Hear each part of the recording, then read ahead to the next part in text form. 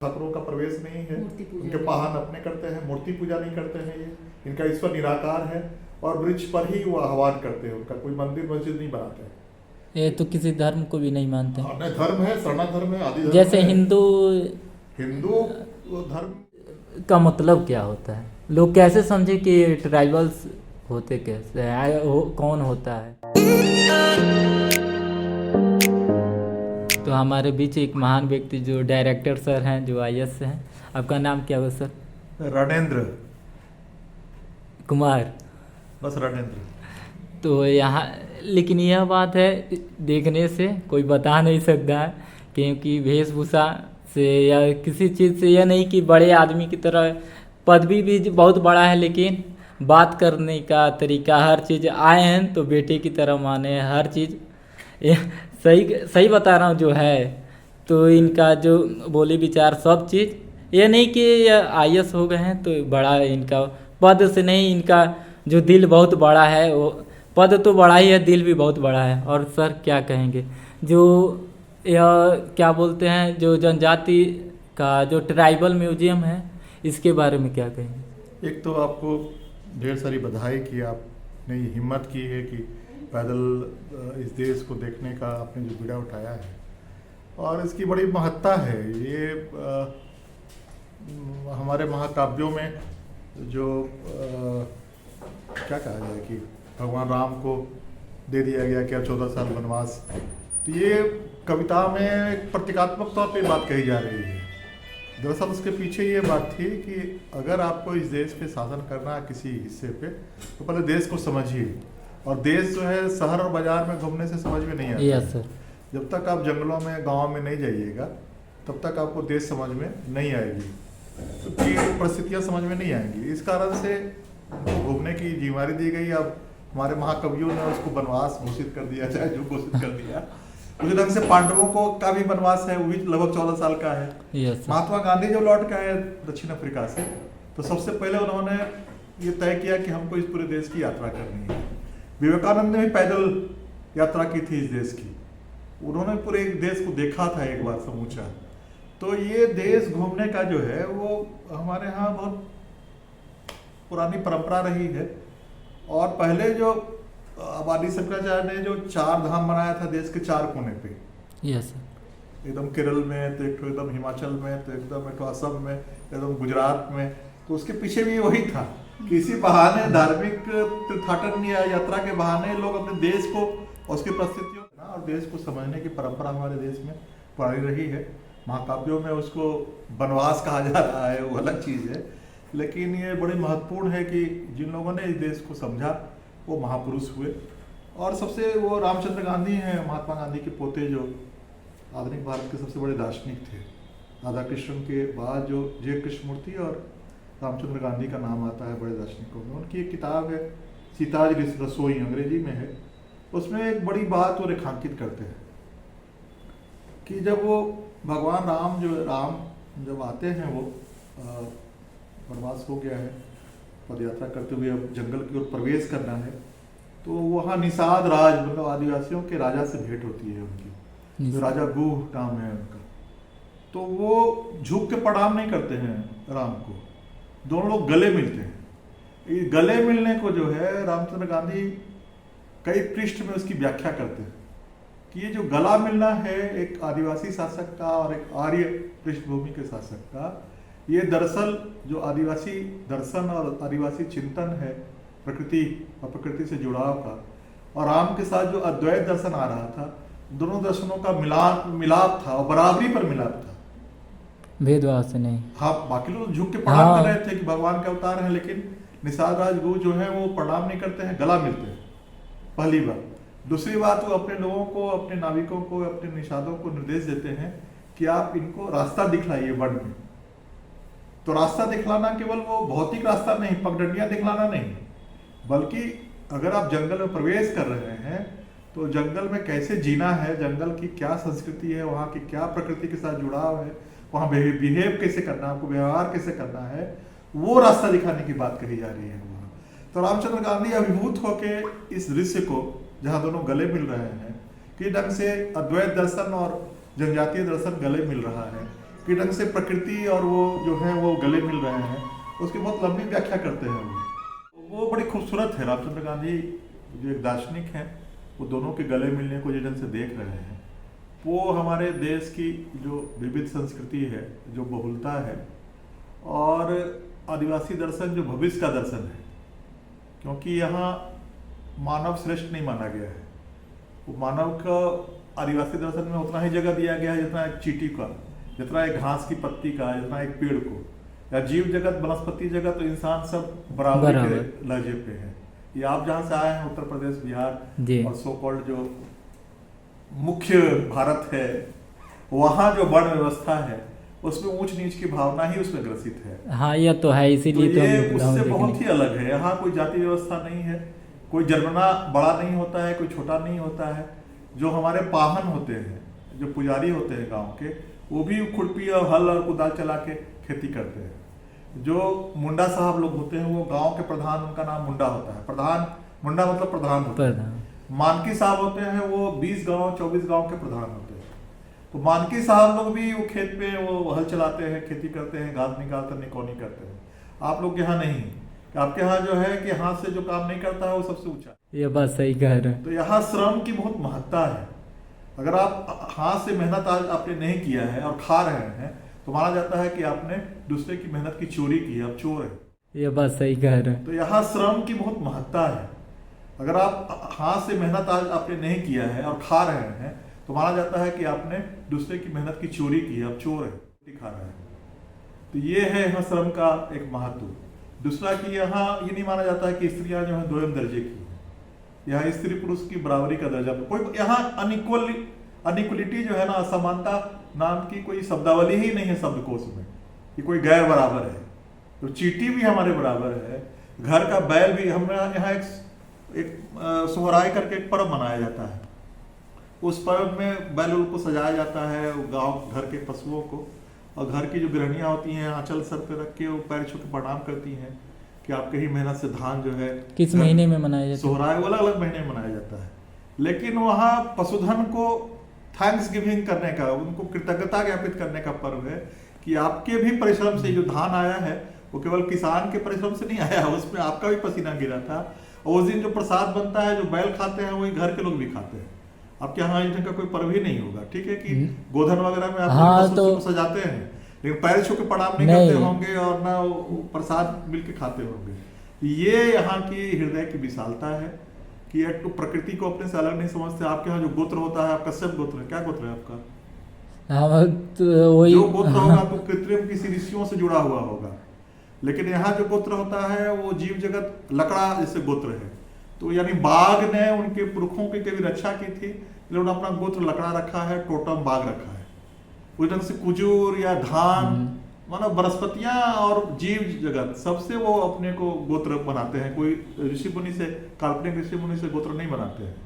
तो प्रकृति के साथ एकदम अनन्य संबंध, केवल भाषण देने वाला नहीं कि पर्यावरण बचाना है टाइप का नहीं, रोज का संबंध, और स्त्रियों के प्रति समानता का भाव, हाथ से मेहनत करने के प्रति इज्जत का भाव, ये सब बड़ा रेयर जो है यहाँ के दर्शन में वो समाहित है। तो वो अलग है आपके पटना और बिहार, इलाहाबाद, बनारस, वो उन इलाकों से ये इलाका अलग है, पूर्वी भारत अलग है। जैसे जैसे आप बढ़िएगा पूर्व की ओर, तो आप देखिए कि ये भाव जो है स्त्रियों के प्रति, ये सब इसलिए कहा जाता है कि शाक्त इलाका है, शक्ति को की प्रधानता यहाँ है, स्त्रियों की प्रधानता वाला इलाका है, इस कारण से कहा जाता है। क्योंकि हम आज तक कहीं भी हमको दिक्कत नहीं हुआ, कोई अपने से यह नहीं कि ये अलग नहीं समझा है यहाँ पे कहीं भी। ये बड़ी खूबसूरत चीज है यहाँ, ये आपको उधर नहीं मिलेगा। जैसे पश्चिम की ओर बढ़िएगा ना, उत्तर प्रदेश, हरियाणा, तो इतना रूड लोग मिलेगा, इतना एक तो बोली बानी उन लोग का बड़ा कठोर हो जाता है, व्यवहार भी उसी ढंग से जाता है। लेकिन इधर कहीं भी दिक्कत नहीं। इधर पूर्वी भारत में उत्तर ही ज्यादा अच्छा लगेगा। अब तो साउथ की तरफ निकलूंगा, वहाँ भी अच्छा लगेगा, वो भी द्रविड़ लोग का इलाका है, वहाँ भी आर्य संस्कृति से थोड़ा बचा हुआ है। अब मैम जो है, दीदी जो है, डॉक्टर मीनाक्षी मुंडा है, आप जिनके नाम से संस्थान है डॉक्टर रामदयाल मुंडा, पद्मश्री डॉक्टर रामदयाल मुंडा, इन्होंने अमेरिका में अपनी प्रोफेसरशिप की नौकरी छोड़ के आए थे यहाँ की, हमको अपनी भाषा के लिए काम करना है, नौकरी छोड़ के आए थे।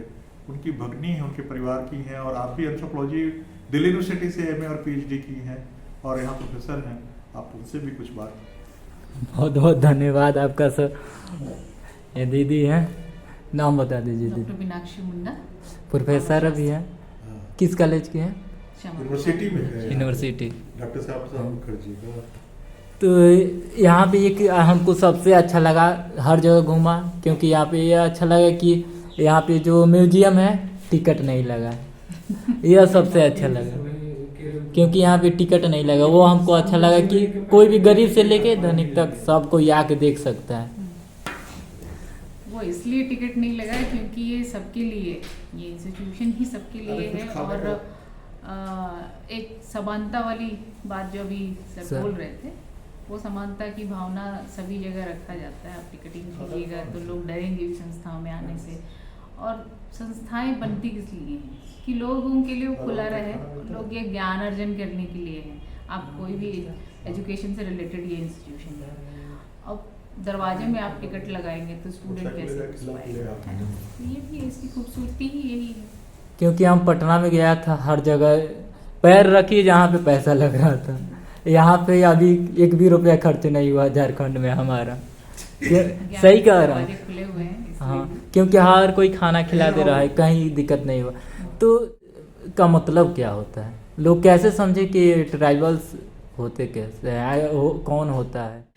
नहीं, वो नहीं पूछ रहा हूँ, मतलब अगर एकेडमिकली देखा जाए तो उनके लिए कुछ विशेष तौर तरीकों के आधार पर किसी भी जनजाति को शेड्यूलिंग किया गया था। ये ब्रिटिश के टाइम पे किया था कि एक लिस्ट बनाई गई थी, उसमें उनकी संस्कृति को देख करके भाषा है या नहीं, उनका अपना बाउंड्री है या नहीं। बाउंड्री मतलब जिस क्षेत्र में वो रहते हैं वो भौगोलिक क्षेत्र के द्वारा, उनके रीति रिवाजों के द्वारा, संस्कृतियों के द्वारा उनको एक डिफाइन किया गया था कि किसको ट्राइबल या फिर किसको शेड्यूल ट्राइब की कैटेगरी में रखा जाएगा। ठीक है, तो उसी वही मुख्य जो विशेषताएं हैं उसके आधार पर किसी एक जनजाति को हम लोग डिफाइन करते हैं कि इसको किस कैटेगरी में रखना है। अपने अनुष्ठानों में ब्राह्मण और ठाकुरों का सहयोग नहीं देते हैं। ब्राह्मण और नाई हम लोग इनके अपने रीति रिवाज हैं, प्रकृति अपना के रीति रिवाज जो है वो जो मेन स्ट्रीम का रीति रिवाज है उससे भिन्न है। पर्व त्योहार भिन्न है। भाषा जो है संस्कृत से निकली हुई भाषा नहीं है, वो ऑस्ट्रियाटिक है, यानी मुंडारी भाषा परिवार है, या द्रविड़ तमिल तेलुगु से निकली हुई भाषा है, या साइनो तिब्बतन है। तो भाषा अलग है, रीति रिवाज अलग है, अनुष्ठानों में प्रवेश नहीं है, उनके पाहन अपने करते हैं, मूर्ति पूजा नहीं करते हैं। ये इनका ईश्वर निराकार है और वृक्ष पर ही वो आह्वान करते हैं, उनका कोई मंदिर मस्जिद नहीं बनाते हैं। ये तो किसी धर्म को भी नहीं मानते। नहीं, धर्म है, शरणा धर्म है, आदि धर्म जैसे है। हिंदू धर्म की जो चीज विशेषताएं हैं वो वर्ण व्यवस्था आपकी विशेषता है, अवतारवाद आपकी विशेषता है। आपके यहाँ सगुण है देवता, आपके यहाँ देवता जो है सब शक्तिमान है, तो वो नहीं है यहाँ। देवता निराकार है यहाँ, कोई मंदिर की व्यवस्था नहीं है, वर्ण व्यवस्था की व्यवस्था नहीं है, कोई ब्राह्मण जन्म से नहीं होता है। तो बहुत सारी चीजें अंतर हैं। ये ठीक है कि आदिवासी देवी देवताएं को ले जाके वहाँ आप शामिल कर लिए, जैसे महादेव आदिवासियों के देवता थे, काली आदिवासियों की देवी थी, हनुमान, कार्तिकेय, गणेश, वो जगन्नाथ जी, कामाख्या देवी, ये सब आदिवासियों के देवी देवता हैं, आप शामिल कर लिए हैं, ठीक है, कोई हमको हर्ज नहीं है, लेकिन हिंदू नहीं है। और एक चीज और भी देखा जाएगा ना कि यहाँ पे वो समानता की बात जो कर रहे हैं, यहाँ पुरखों को भगवान मानते हैं। हाँ, पूर्वज जो हमारे पूर्वज है, वो उसका एक अपना एक दर्शन बहुत खास उसके पीछे दर्शन है कि कोई भी बच्चा घर में पला बढ़ा और वो अपने घर के बुजुर्गों को देख करके ही, उनके माँ बाप को देख करके जो भी सीख रहा है, बोली सीख रहा है, संस्कृति सीख रहा है, भाषा सीख रहा है, जीवन जीने का तरीका सीख रहा है, सब कुछ सामने, हाँ, समक्ष अपने देख करके वो सीख रहा है। और एक दिन उनके ही गुणों को अपना रहा है, अच्छाइयों को, बुराइयों को, किस चीज़ को हमको नहीं करना है, इन सब जो भी है ना कि डूज एंड डोंट्स, सब कुछ उन्हीं से सीख रहा है। उनके मरने के बाद में उनको घर में ही जगह दी जाती है, उनकी आत्मा को पूरे अनुष्ठान के साथ में दफनाने के बाद में उनकी आत्मा को पूरे अनुष्ठान के साथ घर में लाया जाता है ससम्मान। और ये उसके बाद से वो हमारे लिए, पूरे परिवार के लिए वो भगवान का रूप वही ले लेते हैं। तो पूर्वज को जो भगवान का दर्जा देना और कुछ भी रीति रिवाज घर में कुछ भी अनछठी हो रहा है, शादी हो रहा है, तो उसमें सबसे पहले घर का जो प्रसाद चढ़ाना हाँ। जो है ना, वो प्रसाद इनको चढ़ाया जाता है। वो ये बोल करके चढ़ाया जाता है कि ये खाना आज के जो सामाजिक या फिर भोज होने वाला है उसमें किसी को पेट में दर्द ना हो, तो फूड पॉइजनिंग हाँ। ऐसी जैसी कुछ घटनाएं ना घट जाएं। इन सब चीज़ों का आप पहले देख लें, चख लें सब कुछ ओके है कि नहीं है, वो चीज़ का काम हम पुरखों को देंगे। और सबसे पहले मतलब उसको कोई चखेगा भी नहीं, पकाया और सब कुछ करने के बाद पहला दाना उनको चढ़ा दिया, और उसके साथ में एक छोटी सी प्रार्थना होगी कि आज ये होने वाला है प्रोग्राम। इन्फॉर्मेशन हम इन्फॉर्म भी कर रहे हैं और उनका कंसेंट भी ले रहे हैं, हम उससे पूछ भी रहे हैं कि हम ये करने वाले हैं और बता भी रहे हैं उनके बारे में। और एक होता है ना उनको शामिल करना जो नहीं है, कहीं भी आत्मा कहीं जाती नहीं है, वो environment में ही कहीं ना कहीं वो रहते हैं, ठीक है।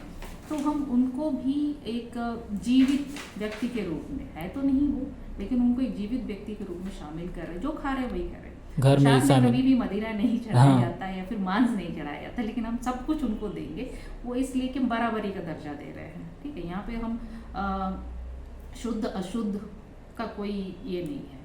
हम वहाँ पे एक लाइन नहीं खड़ा कर रहे हैं कि हम मदिरा को हम भगवान को नहीं दे सकते। यहाँ पे हणिया जो है, हाँ। पारंपरिक पेय हाँ, पदार्थ है, हणिया, हाँ राइस भी है। राइस भी है। तो उसको अगर आप एक उत्तर प्रदेश के रहने वाले जैसे आप सोचें, हाँ। तो अपने भगवान को हणिया पिला दिए होता, और ये होता है ना कि सोच हाँ सही। हम भगवान को कैसे मदिरा या कोई हाँ। लेकर हम दे सकते हैं, लेकिन वो इस भावना के साथ दिया जाता है कि ये बराबरी है। अब वो एक मेडिसिनल पेय पदार्थ के रूप में यहाँ पे यूज किया जाता है। कोई भी ऐसी चीज जिसको एक्सेस रूप में लिया जाए तो वो हानिकारक होगा, लेकिन एक समय था जो वो दवा दारू जो बोला जाता है ना, वो दारू आज के समय में एक्सेस यूज कर रहे हैं इसलिए वैसा हो जा रहा है, लेकिन वो दवा के रूप में ही हो जाता।